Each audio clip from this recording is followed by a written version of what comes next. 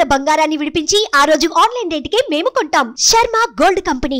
నమస్తే రమగారు. నమస్తే జయ. రమగారు, శ్రావణ మాసంలోకి అడుగు పెట్టబోతున్నాం. అధిక శ్రావణ మాసం రావడంతో మనకు కొంచెం లేట్ అయింది, లేకపోతే ఈ పాటికి మనం శ్రావణ మాసంలో ఉండేవాళ్ళమేమో బహుశా.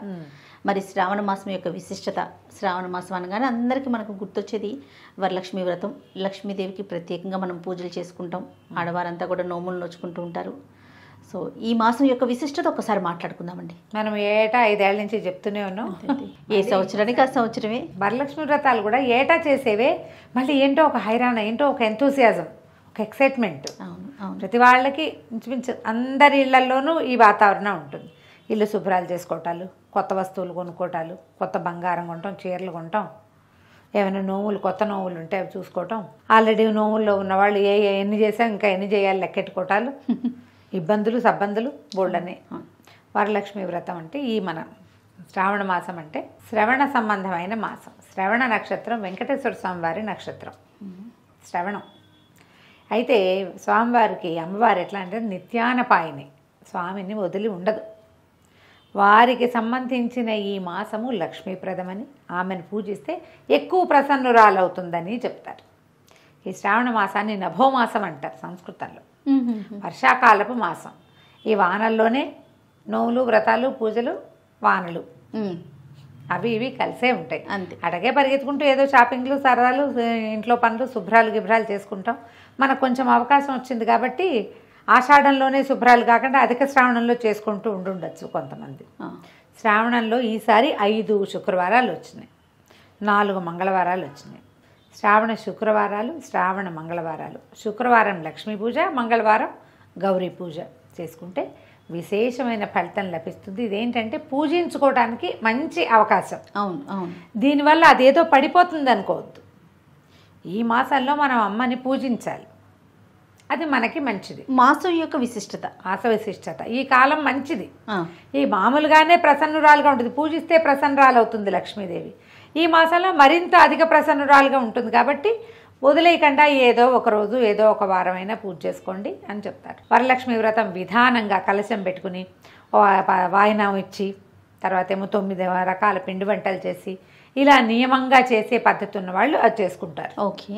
ఒకవేళ నియమాలు లేవు, ఊరికే పూజ, శుక్రవారం మంచిదేని 5 శుక్రవారాలు లక్ష్మీ పూజ చేసుకోవచ్చు. లక్ష్మీదేవికి పాయసము అవి ఇష్టం అంటారు.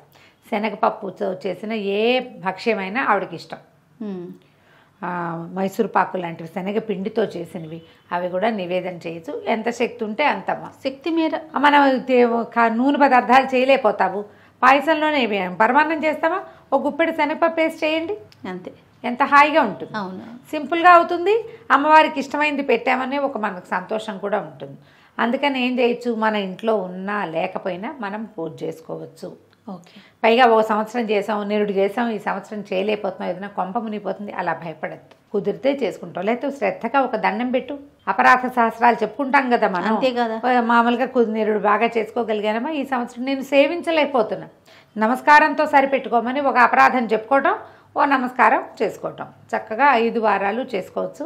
సాధారణంగా మనకేంటంటే రెండవ శుక్రవారం పౌర్ణమి ముందు వచ్చేది వరలక్ష్మి వ్రతం కాబట్టి ఈసారి వరలక్ష్మి వ్రతం అట్లా వస్తుంది. మనకి మిగిలిన 3 వారాలు ఉన్నాయి కదా, జనరల్గా ఏం చెప్తారంటే 3వ వారం మురికి వారం అంటారు. ఎందుకంటారో తెలియజేయ, మా ప్రాంతంలో అంటారు. అంటే వారం పూజ చేయరు, వ్రతం చేసుకోరు, పూజ చేసుకుంటారు. మామూలుగా శుక్రవారం పూజ చేసి వరలక్ష్మి వ్రతం చేయడానికి 3వ వారం పనికిరాదని కొన్ని ప్రాంతాల్లో ఉంది. ఓహో. మా ప్రాంతంలో చెప్తారు 3వ వారం మురికి వారం అని. మరి ఎందుకు అలా అంటారో తెలీదు, దాని మీద ఎప్పుడు ఎక్కడా వినలా నేను, మా వాళ్ళే అంటూ ఉంటారు. అదేలేండి.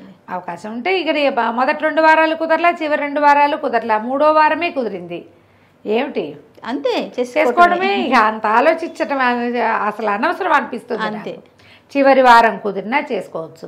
4 వారాలు పూజ చేసుకున్నాం, 5వ వారం కుదరలేదు, కొంప మునుగుతుందని పొరపాటును కూడా అనుకోవద్దు. దండం పెట్టడం, పూజ చేసుకోవటం, చిన్న నివేదన నుంచి పెద్ద రకాలు 16 రకాల కుడుములు పెట్టి పదార్థాలు పెట్టి నివేదన చేసినా బాగానే ఉంటుంది. జనరల్గా 5 లేదా 9 చేస్తారు. కుదిరితే 5, 2 అంటే మామూలుగా అన్న నివేదనలు 3, నూనెలో వేసేవి 2 చేస్తారు. గారెలు, బూరెలు, పాయసం, పులిహోర, దత్తోజనం, లేదా పొంగలి, పులిహోర, దత్తోజనం, పొంగలి, పులిహోర, బజ్జీలు, అట్లా ఏదైనా అలా చేసుకోవచ్చు. గారెలు బూరెలు ఏంటి ఒక నూనెతోటే మనం లాగించేస్తాం, అట్లా చేయొచ్చు. ఇంకొంతమందికి ఇంకో రకం అలవాటు ఉంటుంది. 9 ఉన్నాయి కదా, బజ్జీలు, తర్వాత పాలకాయలు, తర్వాత పాలపూరీలు, అమ్మవారికి ఇష్టమైన నివేదన పాలపూరీలు అని చెప్తారు. మరి ఆవిడ ఎప్పుడు తిన్నదో వీళ్ళు ఎప్పుడు చూస్తారో తెలియదు, కానీ నేను కూడా అదే అనుకుంటా, శనగపప్పు ఆవిడకి ఇష్టమని ఎందుకు చెప్తారు అని. ఇంక ఏ నైవేద్యమైనా అంతే కదా రమ్మగారు, పలానా స్వామికి పలానాది ఇష్టం, అదే అలా చెప్పేసుకుంటాం, అనేసుకుంటూ ఉంటాం. అందుకని చేసుకుంటాం. మీరు ఎలా కుదిరితే అట్లా చేసుకుని ఈ శ్రావణ మాసం మనకి 5 వారాలు వచ్చాయి కాబట్టి 5 వారాలు శుభ్రంగా సౌకర్యంగా అవస్థ పడకుండా, ఏ రకమైన కాంప్లికేషన్స్కి లోనైపోకుండా, భయపడకుండా, దీపారాధన మలిగిపోయిందని భయపడ్డం.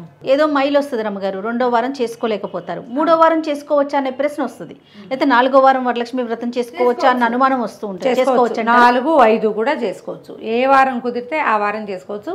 శుభము అసలు అలవాటుగా చెప్పబడింది, కథలో చెప్పింది మాత్రం 2వ వారం. ఓకే, కుదరలేదు పౌర్ణమి ముందొచ్చే వారము అని చెప్పారు, ఆ రోజుకి కుదరలేదు, మరుసటి వారం చేసుకో అంతే. ఇంకా ఆ రోజు కుదరలేదు ఏం చేస్తాము, దాని మీద భయపడకూడదు, బెంగపడకూడదు అనుకుంటా చేయాలి.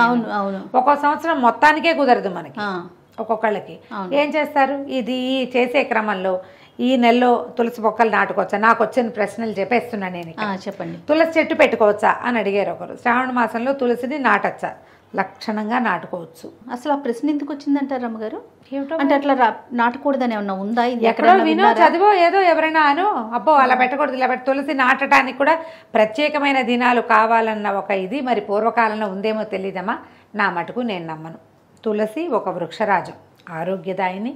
మనకి ఏమంటారు, మన ఆధ్యాత్మిక రీత్యా కూడా తులసిని పూజించే వృక్షంగా మనం భావిస్తాం. దేవుడికి దండం పెట్టడానికి ఒక టైం ఏమిటమ్మా, పూజకి ఒక టైం ఉంది అంతే. అదేదో తులసి పూజ పొద్దున్నే చేయి, సాయంత్రాలు కాదండి పొద్దున్న చేయమంటారు. మొక్క నాటడానికి కూడా వాళ్ళు ఎవరో చెప్పారని మీరు కంగారు పడి ప్రశ్నలు వేస్తే ఎలాగా? పెట్టుకోండి, చక్కగా తులసి పూజ చేసుకోవచ్చు, తులసి దగ్గర దీపారాధన చేసుకోవచ్చు, ఇంట్లో పూజ చేసుకోవచ్చు. తులసి ఒకటి. ఇంకో రెండోది, ఎన్ని ఒత్తుల దీపాలు పెట్టాలి. మీరు ఏ కథల పుస్తకాలు చదివితే ఆ కథల పుస్తకంలో ఏం చెప్పబడిందో అది మీకు నచ్చితే అలా చేయండి. అసలు సాధారణంగా చెప్పబడింది సాధ్యం త్రివర్తి సంయుక్తం అని చెప్తారు. నెయ్యి వేసి, ఆజ్యం అంటే నెయ్యి, త్రివర్తి సంయుక్తం 3 ఒత్తులు అంటే బ్రహ్మ విష్ణు మహేశ్వరులని కొన్ని ప్రాంతాల్లో నమ్మకం. మేము 2 ఒత్తులవి 2 జ్యోతులు వేస్తాం. మా అమ్మగారింట్లో 2 ఒత్తులు కలిపి 1 జ్యోతి వేస్తారు. 2 ఒత్తులే వేసే విధానం మా అందరి ఇళ్లల్లోనూ ఉంది. శ్లోకంలో సాధ్యం త్రివర్తి సంయుక్తం అని ఉంది. ఏం చేస్తాం? అయితే 1, లేకపోతే 2, లేకపోతే 3, మీ ఇంట్లో ఏదైతే అది 1. నెంబర్ 2, మీరు ఎవరిని ఫాలో అవుతారో వాళ్ళు చెప్పింది, లేదా మీ పురోహితుడు మీకు పూజ చేసేందుకు వచ్చిన అయ్యగారు ఎలా చెప్తే అలా చేసుకోండి, దాన్ని ఫాలో అయిపోండి. మళ్ళీ దీని మీద ఇలా పెట్టినాను కరెక్టా కదా అని ఇంకోళ్ళని అడగద్దు. ఎప్పుడు కూడా ప్రశ్నల మీదే మీకు అనుమానాలు పెరుగుతాయి. అంతే.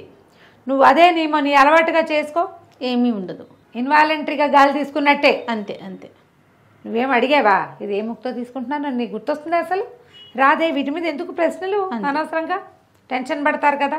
ఏం పడకండి, హాయిగా పూజ చేసుకోండి, చక్కగా చదువుకోండి. లక్ష్మీ అష్టోత్తరం చదువుకోవచ్చు, అష్టోత్తర శతనామావళితోటి ప్రకృత్యై నమః, ఓం వికృత్యై నమః అని ఒక్కొక్క నామంతో పువ్వులు వేసి పూజ చేసుకోవచ్చు. లక్ష్మీదేవికి ఏ పువ్వులతో పూజ చేయాలి? చేమంతి పువ్వులు విశేషంగా చెప్తారు. మీ వాకిళ్లల్లో ఉంటే పారిజాతాలు, నందివర్ధనం, గరుడవర్ధనం, కనకాంబరాలు వాటితోటి కూడా చేసుకోవచ్చు. మల్లెలు, మొల్లలు దొరికితే వాటితోటి చేసుకోవచ్చు. జాజి పూలు దొరుకుతాయి, జాజి కూడా విశేషంగా చెప్తారు అమ్మవారికి. సంపెంగలు అవి దొరికితే చేసుకోవచ్చు. కమలాలు దొరికితే మరీ శ్రేష్టం. ఆవిడ కమలాలయ్య కాబట్టి పద్మంలో పుట్టిందని చెప్తారు కాబట్టి ఆ పద్మాలతోటి పూజ. ఒక్క పద్మం దొరికినా ఒక పద్మం పెట్టుకుని పూజ చేసుకోండి. పద్మం దొరకకపోతే చేమంతి పూలతో చేసుకోండి. మీరు చింతలు పెరిగి అనవసరంగా చేయవలసిన పూజ, చదువుకోవాల్సిన స్తోత్రం, ఉంచవలసిన భక్తి మానేసుకుని చేయలేకపోయిన దాని మీద, జరగని దాని మీద ఏదో జరుగుతుందో అని భయపడి ఇంత బాధపడద్దమ్మా. భక్తుడికి మన తాలూకు భక్తి అనురక్తియే కావాలి. అందుకే భగవంతుడికి కావాల్సింది మన భక్తే, పువ్వు పూజ కాదు. కాబట్టి ఇవి శ్రేష్టం అని చెప్పారు. అవకాశం ఉంటే చెయ్యి, లేకపోతే మాని. అంతే. అవకాశం కోసం ప్రయత్నం చేయొచ్చు కదా. వాకిళ్లల్లో ఉండే పువ్వులతోటి చక్కగా పూజ చేసుకోవచ్చు. పర్వము వాటితో చేయొచ్చు. తర్వాత ఏమో మన బిల్వదళాలు. ఈ రోజుల్లో బిల్వంతో లక్ష్మీ పూజ కూడా చాలా శ్రేష్టమని కొంతమంది పెద్దవాళ్ళు చెప్తున్నారు. ఓకే. అంటే రోజువారీ లక్ష్మికి బిల్వార్చన చెప్పబడలా, మ్మ్. ప్రత్యేకంగా ఈ శ్రావణ శుక్రవారాల్లో చేస్తారు. ఓ. కొన్ని దేవాలయాల్లో కూడా లక్ష్మీ అమ్మవారి దేవాలయాల్లో ప్రత్యేక దినాల్లో బిల్వార్చన చేస్తారు. శివుడికే మనం బిల్వం పెడతాం అవునవును. కదా, ఈవిడికి ఇప్పుడు అమ్మకు కూడా పెట్టచ్చు. శ్రావణ లక్ష్మీదేవికి శ్రావణ మాసంలో చేయొచ్చు. ఒక వారం అవకాశం ఉంటే 2 బిల్వదళాలైనా తెచ్చి పూజ పెట్టుకోండి, చేసుకోవటం. మంచిది. ఆలయ దర్శనం చేయదలుచుకుంటే ఎలాంటి ఆలయాలను దర్శించాలి రమ్మగారు ఈ మాసంలో? విష్ణువాలయాలు ఏవైనా వెళ్ళచ్చు, ఏ విష్ణువాలయమైనా పనికొస్తుంది. అంటే మరి విష్ణువుతో ఉండే అమ్మవారు సాక్షాత్తు లక్ష్మీ స్వరూపమే కాబట్టి లక్ష్మీదేవి. తర్వాత ఇప్పుడు రామాలయానికి వెళ్ళాం, అది కూడా విష్ణువాలయం కిందకే వస్తుంది. అవును, అవును. సీతాదేవి సాక్షాత్తు లక్ష్మీదేవి స్వరూపం. మ్మ్. ఏ వేణుగోపాల స్వామి దేవాలయానికో వెళ్ళాము, మరి ఆదిలక్ష్మి అవతారమే రుక్మిణీదేవి అవును కదా. కృష్ణుడు ఉంటే ఉన్నట్టే, ప్రధానమైంది ఆమె స్వామిని వదిలిపెట్టి ఉండదు. ఆయన ఒక్కడే ఉన్నాడు అనుకోండి అక్కడ, అయినా కూడా అమ్మవారు ఉన్నట్టే, అంతే. పక్షస్థలంలో ఉంటుంది, స్వామివారి గుండెల్లో ఉంటుంది కదా. కాబట్టి దేవాలయ దర్శనం చేయదలుచుకుంటే ఈ వెంకటేశ్వర స్వామి దేవాలయాలు, తిరుమల తిరుపతి దేవస్థానానికి వెళ్ళలేకపోతే మన చుట్టుపక్కల మన ఊళ్ళలో కూడా వెంకటేశ్వర స్వామి దేవాలయం ఉంటుందా, అలా వెళ్ళి రావచ్చు. అయితే కొంచెం హైరాన్గా ఉంటుంది, ఎప్పుడు కుదిరితే అప్పుడు చూడొచ్చు. ప్రస్తుతానికి అంతే రమ్మగారు. మళ్ళీ ఏమన్నా గుర్తొస్తే ఈ వీడియో చూసినాక మన ప్రేక్షకులకి ఏమన్నా సందేహాలు ఉంటే కనుక నెక్స్ట్ ఇంకొక వీడియోలో వాటిని మనం నివృత్తి చేసే ప్రయత్నం చేద్దాం. సరే, ఓకే అండి, నమస్తే. నమస్తే జయ.